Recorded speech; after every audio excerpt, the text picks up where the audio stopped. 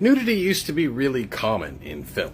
And I don't mean in the 1980s, I mean all the way back in the earliest days of film. In fact, the earliest depiction of nudity in film goes all the way back to 1897 from Georges Méliès's After the Ball, which was in fact simulated because that was Georges Méliès's wife wearing a body stocking, but in 1897, scandalous. And the first American-made film that actually had nudity was 1915's Hippocrates, directed by legendary silent film director Lois Weber. Now, nudity, implied or otherwise, was actually common in film up until about 1930, with the implementation of a thing called the Hays Code. Back in 1915, the U.S. Supreme Court determined that films were not protected as free speech, so individual states could levy any kind of censorship they wanted on film. To avoid having to deal with multiple different states' version of what is decent, Hollywood created its own self-censoring board, known as the MPAA or the Hays Code.